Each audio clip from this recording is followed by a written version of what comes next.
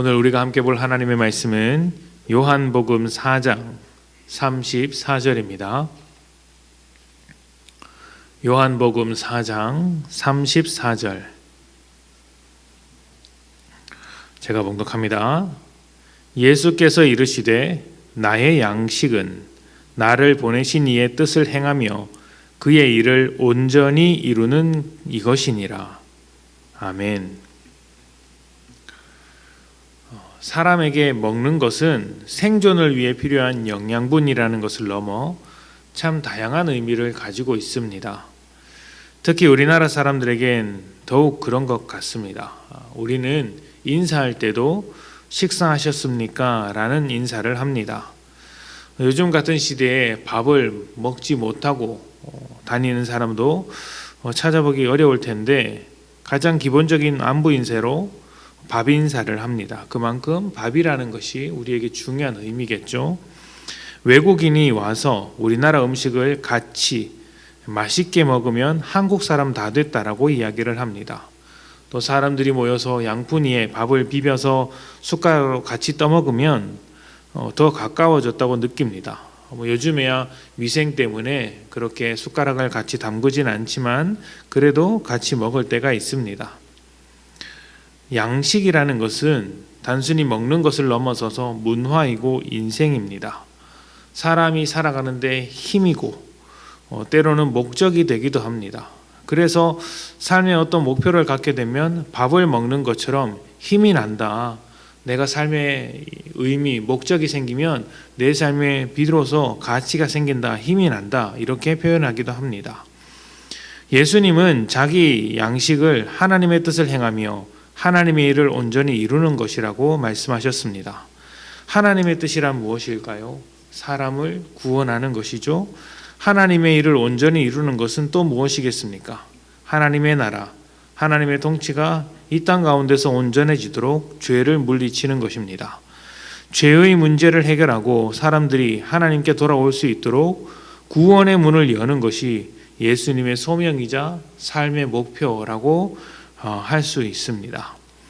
이런 예수님의 모습은 처음 사역을 시작하실 때부터 똑같았습니다. 광야에서 시험을 당하실 때 사단은 돌로 떡을 만들라고 말했지만 예수님은 사람이 떡으로만 사는 것이 아니라 하나님의 말씀으로 사는 것이다 이렇게 이야기를 하셨습니다. 여기서 하나님의 말씀이 지금 예수님의 양식과 같은 의미죠. 예수님이 살아가는 동력은 오직 하나님께 있으며 복음과 하나님 나라 이것이 예수님의 삶의 의미라고 할 수 있습니다. 우리는 예수님의 제자입니다. 제자는 스승을 따르며 스승을 본받는 사람들입니다. 그래서 예수님의 일이 하나님의 뜻을 이루는 것이라면 우리의 일도 하나님의 뜻을 이루는 것이 되어야 합니다. 우리는 떡으로만 사는 사람들이 아니라 하나님의 말씀으로 살아야 하며 그 말씀을 지키며 이루는 것이 삶의 동력이 되어야 하는 것입니다. 여러분은 어떤 일을 할 때 힘이 나십니까? 여러분은 어떤 일을 할 때 살아있음을 느끼십니까? 매일 밥을 먹는 것처럼 여러분에게 정말 중요한 일은 무엇입니까? 예수님은 하나님의 일이 중요하다 하셨습니다. 복음을 전하며 십자가를 지는 그 일이 나의 양식이다 말씀하셨습니다. 예수님을 통해 하나님 나라가 완성되었고 그것이 예수님의 양식이었듯이 우리 역시 그 일에 힘을 내며 그 일을 하면서 살아있음을 느껴야 하지 않겠습니까? 본문 이후의 말씀을 읽어보시면 씨 뿌리는 자와 거두는 자가 함께 기뻐한다고 했고 거두는 자는 제자들이라고 말씀을 하고 있습니다. 우리들이 뿌린 것을 거두는 사람인 것이죠. 복음을 전하는 것은 예수의 기쁨에 동참하는 기쁜 일, 즐거운 일입니다. 영혼이라는 것에 가치를 두고 생명이라는 것에 가치를 둔 사람이라면 복음을 전하는 만큼 즐거운 일은 없을 것입니다.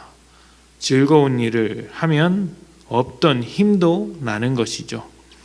예수님과 같이 우리도 생명의 가치를 두고 하나님의 일을 이루는 것에 사람을 구원하는 것에 최선을 다합시다. 구원의 소식을 전하는 일을 우리의 소명으로 삼아야 할 것입니다. 주님께서 나의 양식이라고 하셨던 것처럼 우리에게도 양식과 같은 일이 되기를 소망합니다. 그렇게 될 때 주님께서 기뻐하시는 마음이 우리에게도 가득할 것입니다.